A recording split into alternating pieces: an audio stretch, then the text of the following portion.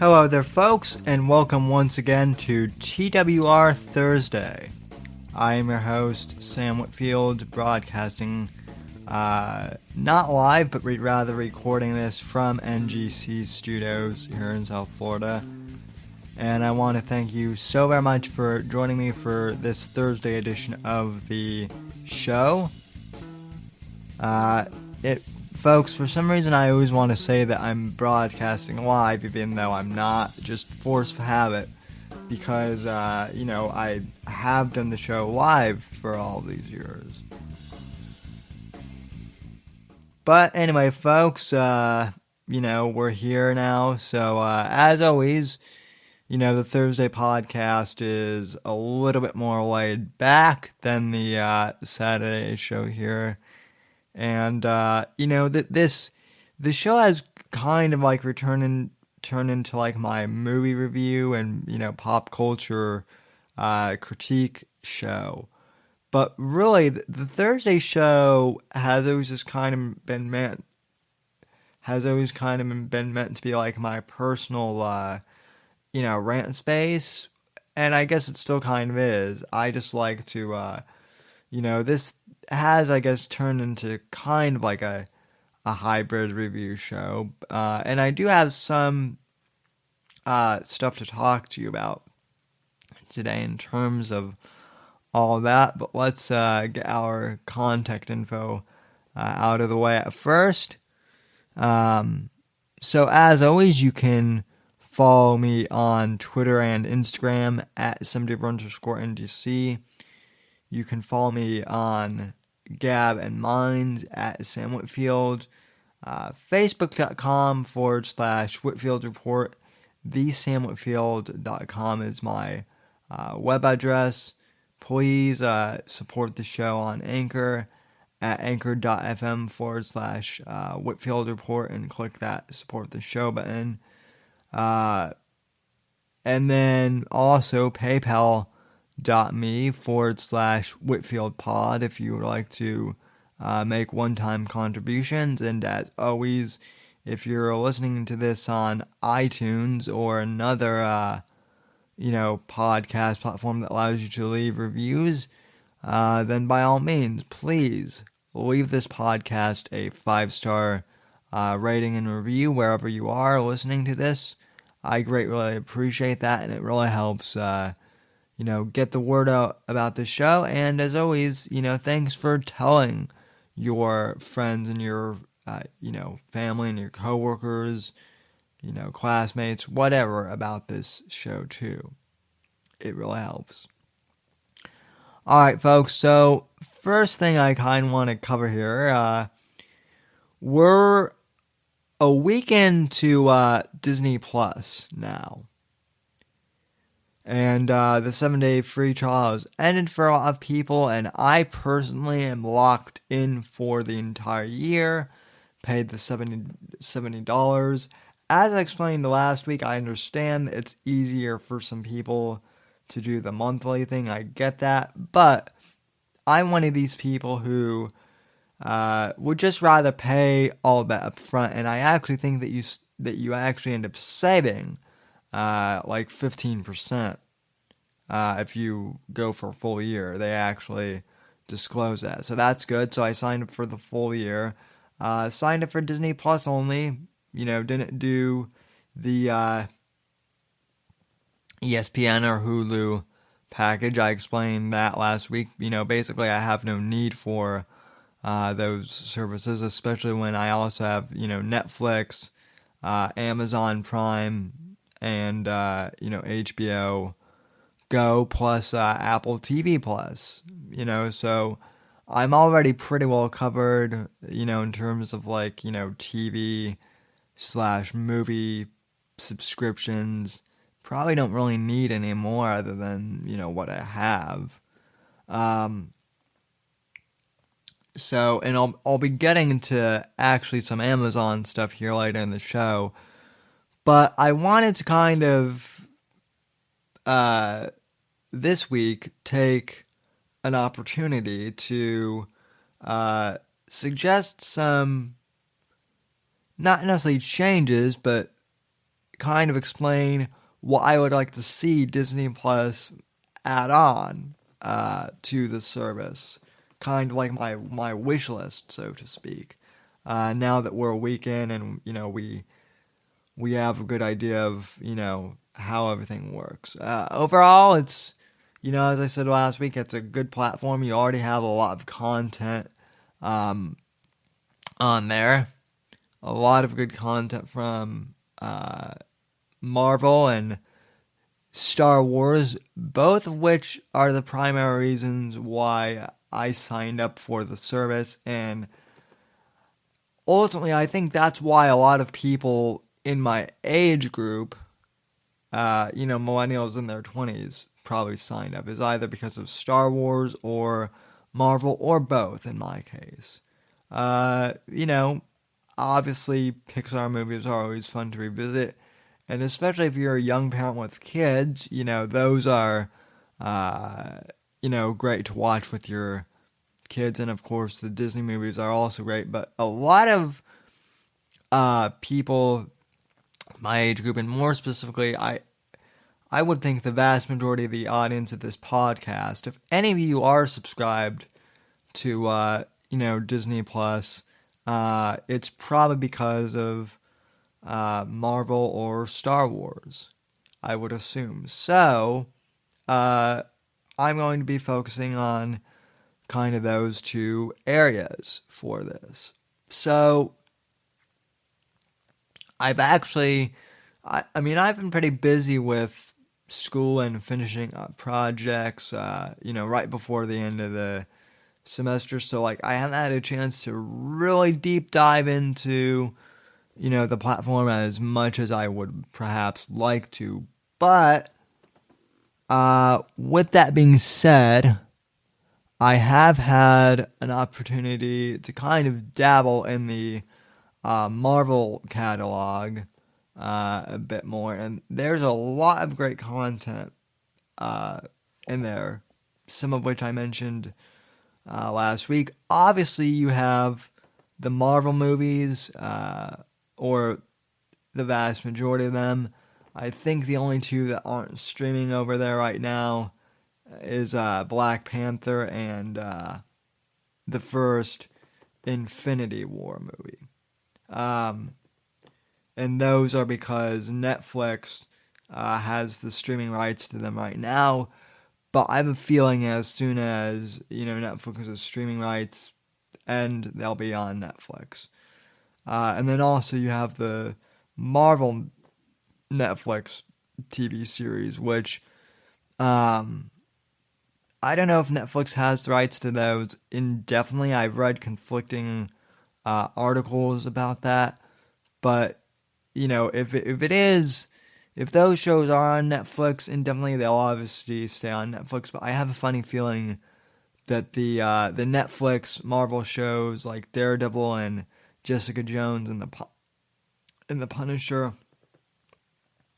those will eventually make it over to Disney Plus as well. But overall, we have, pretty great content in Marvel. One of the reasons why Disney acquired Fox earlier this year, it now makes sense, is to get the animated, to get like a bunch of the animated Marvel properties back from Fox. And I mentioned this briefly last week, but I'll kind of explain it again.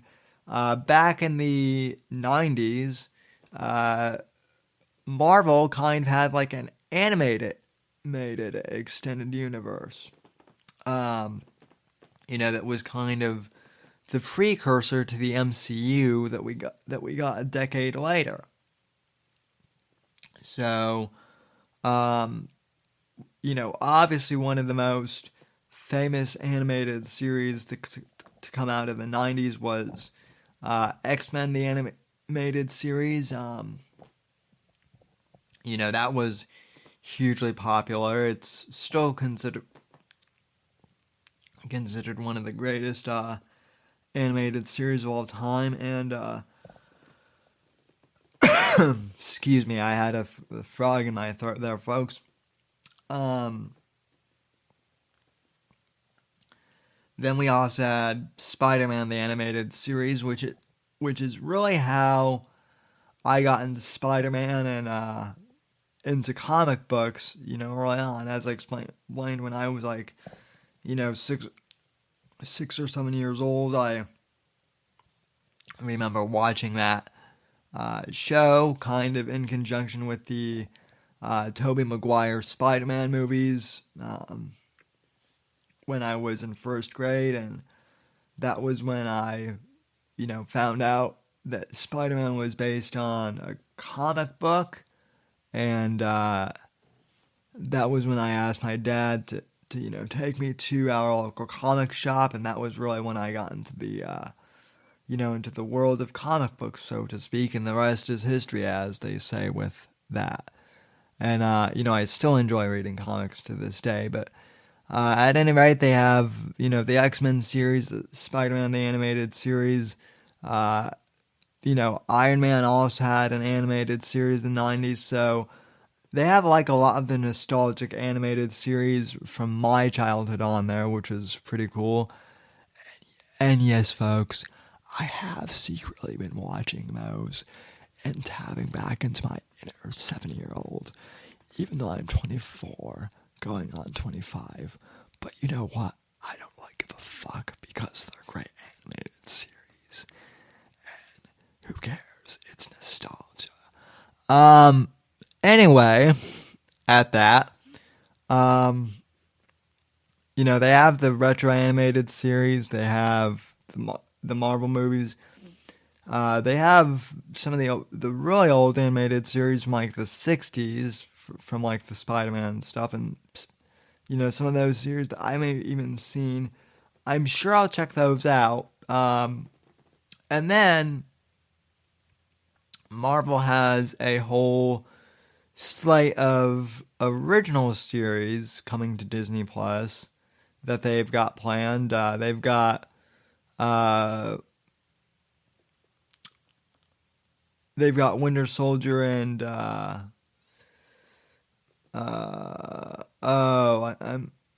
I'm blanking. They've got the I just had it, folks, and jeez, now I'm going to need to look this up. So Winter Soldier and Falcon. Yeah, so it just popped. That just popped in my head. See, that's why we don't do this podcast edited, so that you guys, see that I have brain farts too. So we have Winter Soldier and the Falcon. We have the Wanda and the Vision show coming out. We have the Marvel What If animated series coming out, which I think is a very fascinating concept in and of itself. And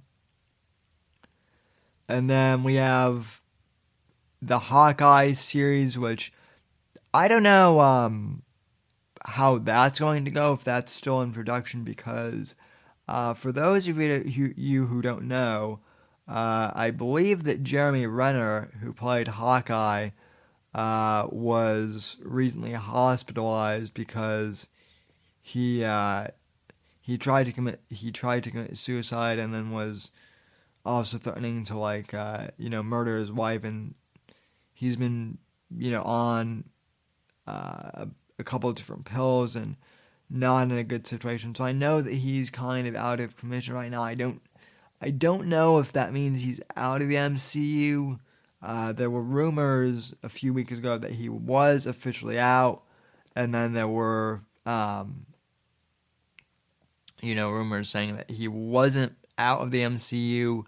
So and I just checked, and still I haven't really seen anything at this time that confirms whether he's in or out. So the Hawkeye TV show, that's like a maybe, but for sure we're getting Winter Soldier and the Falcon. We're getting Wanda and Vision. We're getting the What If series. We're getting a Loki series with Tom Hiddleston, which is funny because I remember when it was announced that Netflix was doing the the Defenders series and like the Daredevil series and whatnot. There were a bunch of people on the internet at the time saying we want a Loki series on Netflix, and we want it now. And that's the other interesting thing is I don't know how long in the works Disney has had Disney Plus, but it would seem to me that maybe someone at the offices finally saw that Reddit thread and was like, hey, we've got this Disney Plus thing coming out, and let's make it happen.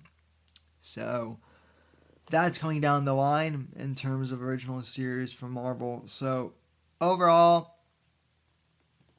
I think Marvel is going to be pretty well covered in the next few years, and then obviously we'll continuously have the Marvel movies added to the MCU as well. Now, Star Wars. Star Wars is kind of in an interesting place right now, right?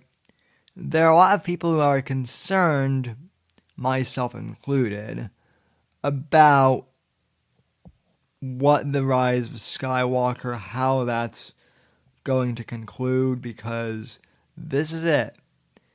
This is the conclusion of the Skywalker saga. A 40-year epic that they're closing. They're writing the final chapter, and this is it. And a lot of people are concerned because after the disaster that was, The Last Jedi. Well, let me put it this way. I actually didn't think that The Last Jedi was that horrible. It wasn't great, but it wasn't that bad either. And I could go into a whole rant about why that is. But, Last Jedi is largely considered a flop. And so, people are really nervous about the Rise of Skywalker. And I'm nervous too. And if you've read some of these supposed leaks out there, which I'm not going to get into them too much, but it doesn't seem to be, things don't seem to be going on that well for Star Wars Episode 9. If you've really delved into any of the leaks and whatnot. Now, even if Episode 9 ends up bombing for whatever reason, which I hope it doesn't, but let's just say that Episode 9 really turns out to be a stinkeroo, that it's not what we had hoped for, and that it's a disappointment. I'm still not that concerned about the future of Star Wars. And it's because of Disney Plus. And there are a few things that I think that Disney Plus could do well to save Star Wars from its current state. Right? So far, they've started off really strong with The Mandalorian. And some people might think it's a little cheesy, I've heard some critics say that, and I mean that's fair. But in fairness, it is. I wouldn't say it's meant to be a kid show, but it's meant to be kid friendly at least. So obviously, they're not going to be, going in on like the super dark, Old Republic like style stuff, which is more adult themed for The Mandalorian. Right? The tone is obviously lighter in The Mandalorian. And also, spoiler alert for those, who haven't seen The Mandalorian, you might want to skip ahead like about 10 or 20 seconds or so. But, spoiler, Baby Yoda is fucking adorable. I never thought that. I never thought we would get like another Yoda species ever really. So when they revealed that at the end of the first episode, that was a big shocker to begin with. But we don't know exactly what Yoda's species is called. They've actually never named Yoda's species. But whatever it is, this baby Yoda, which I guess is already like 50 years old at this point, is adorable. And keep in mind that The Mandalorian takes place like after Return of the Jedi, but before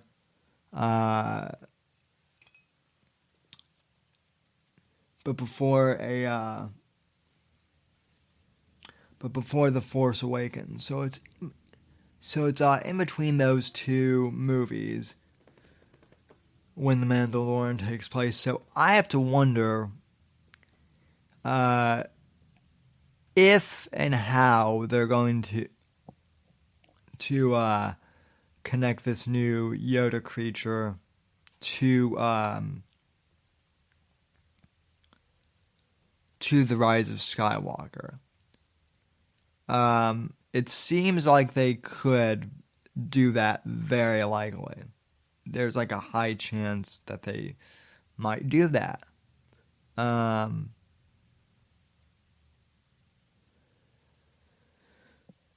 So, The Mandalorian is obviously a strong start for Disney Plus in the Star Wars arena in terms of original series. I don't know if they've like confirmed other Disney Plus Star Wars series yet, like they have with the Marvel series for Disney Plus. But here would be my big proposal for Star Wars, right? And for the long-time listeners of the podcast, when I've done Star Wars movie reviews before, you guys know that this proposal isn't anything new. But in regards to the Star Wars spin-off movies, i.e., Rogue One and Solo, A Star Wars Story, I've always said that I feel like those movies would be better suited to more of like a direct-to-consumer / direct-to-streaming service anyway. I don't feel like we need a new Star Wars movie coming to theater every single year, and obviously I think the results from Solo pretty much prove that. Even though, again, I actually liked Solo. Was it perfect? No, but I thought that the young guy who played Han in that movie actually did a really good job.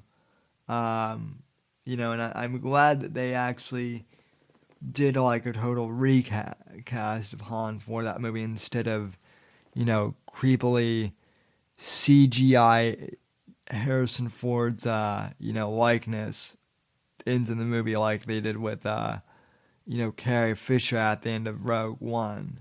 Yeesh.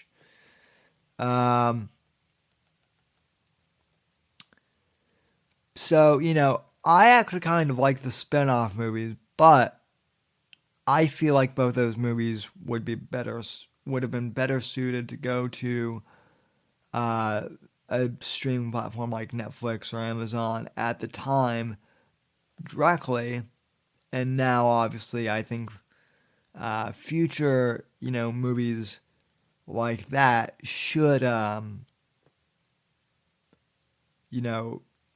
of go directly to Disney Plus as opposed to go to the theaters. That's just my opinion. I think that there's still room if they want to do like episode 10, 11, and 12, kind of do like a new trilogy. I think that they should kind of stick the trilogy movies and still do those in the movie theaters. Obviously, since that's kind of a tradition. If they do make a 10, 11, and 12. And I certainly hope that they do. But I think that, all kind of non-trilogy movies should be stuck directly on Disney Plus. And I am also curious to know what other original series they're going to do besides The Mandalorian. There have been rumors that they might do like an Old Republic style series, which I think would be cool. Now, here's my other thing with Disney Plus that I really kind of want to focus on. Obviously, Disney Plus is meant to be largely family friendly, and obviously, like a lot of their content is going to be PG or suited for younger audiences, right? But I'm hoping that at some point within that next year, we perhaps maybe do get some more adult-centered content for both Marvel and Disney. I mean, Marvel Plus and Star Wars specifically. And I mean, obviously, I don't mean that we need to like have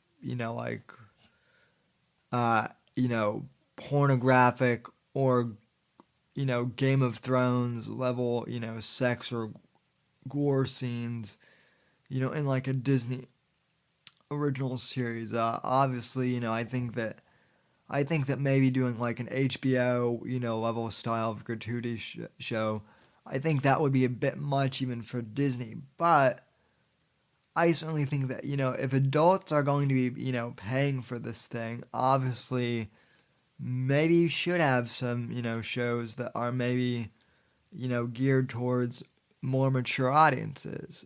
This was one of the things that a lot of people liked about when Netflix did those shows for the MCU, like Daredevil and the Punisher and Jessica Jones. A lot of people like the fact that those shows did dive into more adult themes, while kind of staying intact with the rest of the Marvel universe. And that was one of the things actually that always drove me a little crazy about the Marvel universe in the MCU movies early on, right? One of the things that the Marvel movies glossed over heavily, specifically in the Iron Man trilogy, which I understand again is early on, but one of the things that they glossed over, they kind of made some reference to it a little bit, but not as much as I think they should have, is Disney kind of glossed over the fact that Tony Stark, Iron Man, in the comics, is an alcoholic. And in fact, there's a very famous comic book series from the 70s, kind of like a story arc, titled Iron Man, Demon in a Bottle. And it's, I mean, and this was back in the 70s when they did this story, and so, like, alcoholism awareness, like, wasn't really a thing in the early 70s when they did this. I mean, this was like right after Woodstock, and, people were dropping LSD tablets and, smoking peyote and doing all sorts of crazy drugs. So, and alcoholism just, it wasn't a big, social thing like it is now. It was definitely like one of those things that was more socially stigmatized to the point where you didn't really talk about it, right? But Iron Man's an alcoholic, and I think like the premise of the demon in the bottle is like, basically like, and it may sound funny somewhat in in its concept, but basically, Tony Stark gets hammered, gets in the Iron Man armor, ends up like defeating like some big villain that's like attacking New York or whatever, in the Iron Man armor, well buzzed and well drunk, but then he almost ends up like killing like an innocent bystander, like accidentally like frying him or her with one of the repulsors. Like I don't think he actually kills the person, but he comes close to it because he's that hammered. And so like demon in a bottle. I read it like a long time ago, and I'll have to read it again because it actually for a comic book in the 70s that again was like kind of still friendly towards kids. It takes some pretty dark turns in it and actually like really dives down the rabbit hole of like what is alcoholism and whatnot. And so that was one of the things that always was missing from the Iron Man trilogy. Obviously this was back in like the early, in the early to mid 2000s when they started making the Iron Man movies, so things were different, and maybe Disney didn't have that leeway like they do now.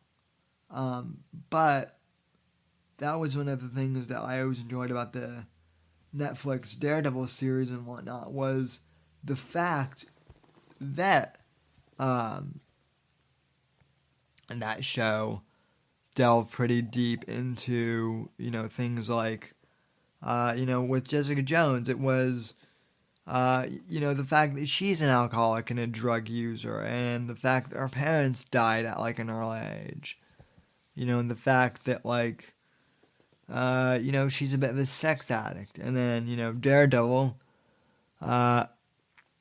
obviously not only is he blind, but, he has, Catholic guilt over, losing his dad in the boxing ring. And, there are other struggles that Daredevil goes through. Same with Luke Cage. in the Punisher, obviously, the Netflix series, like I said, they focus a lot more on like adult topics and adult themes, without like getting like really explicit, but still, they were well done. So if Marvel could, maybe do like a couple of series that kind of, you know, are willing to maybe take like a more mature approach to some of these characters, I think that would be, greatly appreciated by many fans, myself included. Um, so anyway, those are kind of my suggestions for Marvel and for Disney Plus. Again, I think this service is well worth the money so far. We'll have to see what this next year brings to us. And so, yeah, I'm very anxious about that and very excited to see what we have in store. And, folks, if you would like to, I'm actually curious to know, do any of you guys have Disney Plus? And if so, do you guys like it? If so, you can, call in and leave a comment by going to anchor.fm/, message, and you can leave me a voice message there. You can also tweet me, as I mentioned before, at @70_NDC and let me know your thoughts. So yeah, overall Disney Plus is pretty good so far, and I'm anxious to see where it's headed. So, moving on, I know I was kind of rambling there for a bit, as I tend to do on the Thursday show. I also have a bit of a frog in my throat today, ladies and gentlemen, and I don't know why. But at any rate, the other series I wanted to review today was actually one series on Amazon, and that is the second season of Tom Clancy's Jack Ryan on Amazon Prime, which is kind of like a counterterrorism thriller series.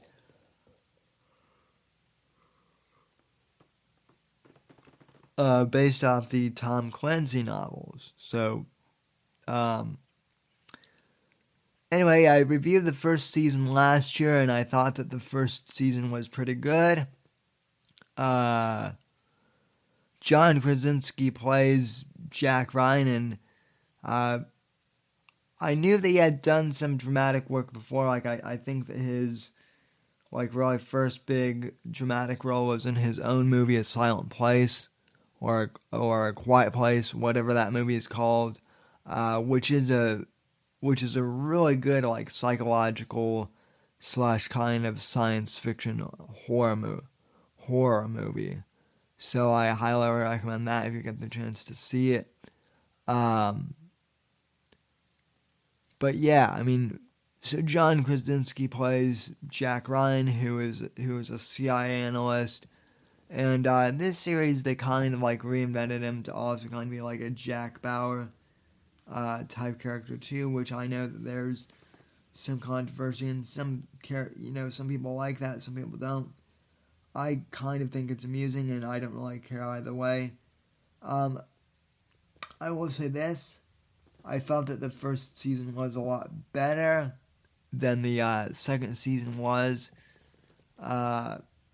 But overall, it's a really fun counterterrorism thriller, and I highly recommend checking that out. So it's I think the first season 1, which really got my highest acclaim, that was 10 episodes.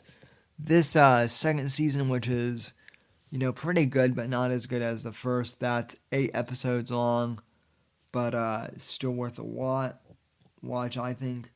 One of the things that I like about this series is that they don't overly like politicize everything like in terms of left and right too much. It's still very like it's obviously pro American, but they don't try and slam the left or the right too much. Um, specifically in this series, they kind of take shots at both parties, which I always kind of like that in a political series when they can mock the both political parties equally. So anyway, yeah, Jack Ryan on Amazon Prime. That's definitely one to recommend when you get the chance to watch that. So, and finally here, folks, I do want to kind of go on like a quick little rant here because honestly, ladies and gentlemen, there's something that's kind of been on my mind for the last few weeks that I've thought about bringing it up on the podcast before, but I haven't because to me it seemed like such like an infrequency that it really wouldn't matter up until I saw this happen to someone else the other day, and what I'm talking about is the fact that people are making memes that contain spoilers to movies and TV shows, but yet they're not declaring that the meme is a spoiler. For example, the most immediate example I can think of was, earlier this year, someone basically made like a meme that was like when your childhood hero, sacrifices himself for the greater good, and it's like that moment right before Tony Stark snaps the Infinity Gauntlet and sacrifices himself, right? I bring that up because that was actually, unfortunately, how I found out about how Iron Man ended.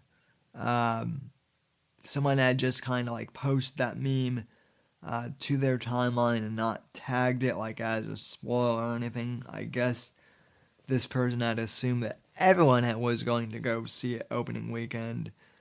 But I was kind of like in finals during that time, so I didn't get the chance to see Infinity War for the first weekend. So I missed out on it. So that was how the ending got spoiled to me.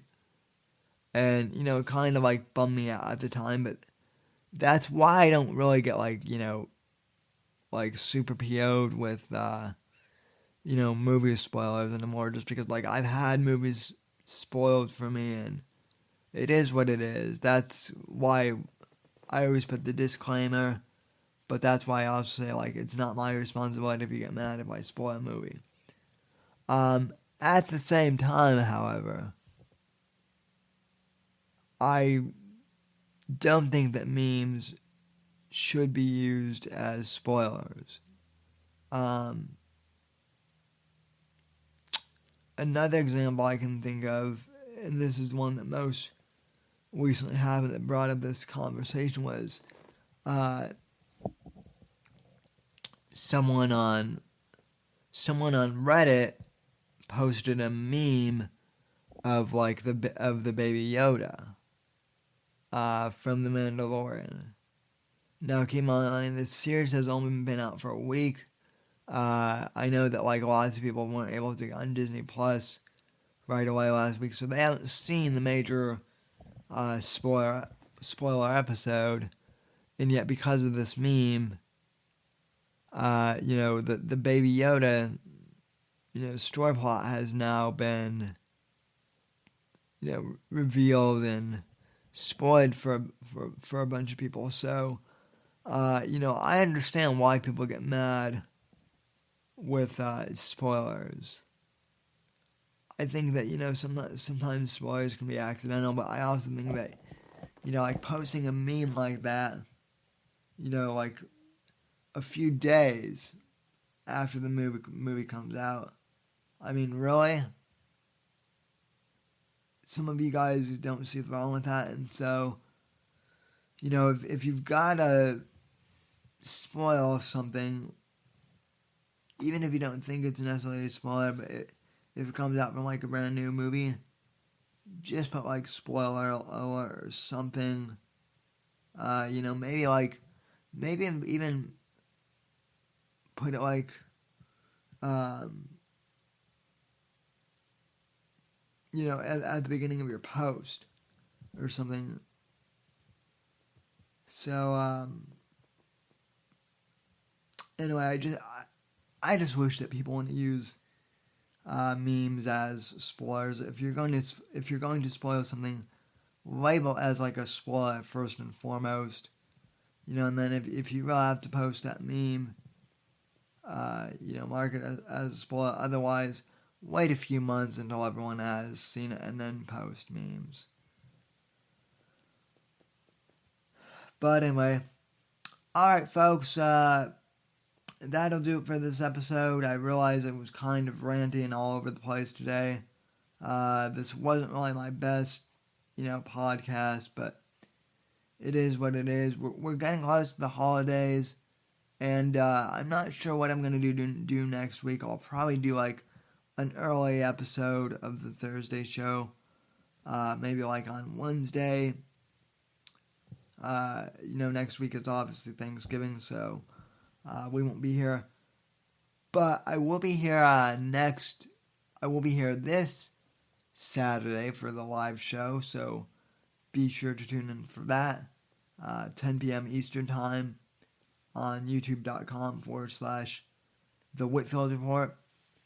And folks, I want to thank you all for tuning in to the Whitfield Report Thursday edition podcast. Thank you for bearing with me as I rambled about Star Wars and Jack Ryan and Marvel incoherently for the past 45 minutes or so. I really appreciate you all. And another thing I'd like to mention before we sign out here, the end of the year is coming, folks, so I will be going on hiatus.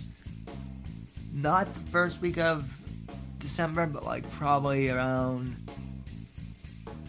right before Christmas is when we'll have the last episode of the show.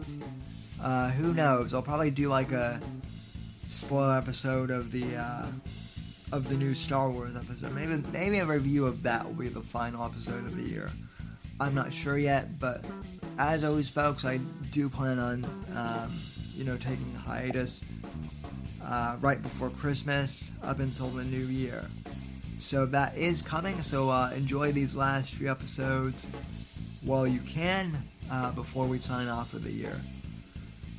Other than that, folks, I want to thank you so very much for listening.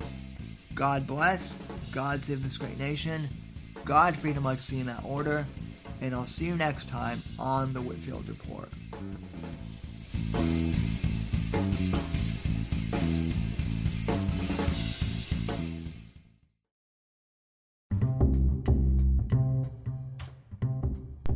Hey there, folks. If you've made it this far to the end of the podcast, I'd like to thank you very much for listening to the show.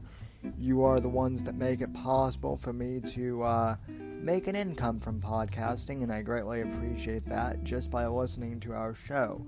You are helping us gain ad revenue. However, if you would really like to help support the show, I encourage you to please donate to the podcast and become a supporter of the show. You can head over to anchor.fm/Whitfield Report and click the support this podcast button and choose the amount that suits you to support the show. Or you can click the link in the show notes and it will directly take you to that page. If you can support the podcast, I really, really appreciate that. Anything that you can do to help out is greatly appreciated. Even if you can't afford to help financially support the podcast, I encourage you to please go on iTunes, or Apple Podcasts or Stitcher, and please leave this podcast a positive 5-star review. That really helps us out here at the Whitfield Report. Thank you for listening, and I'll see you next episode.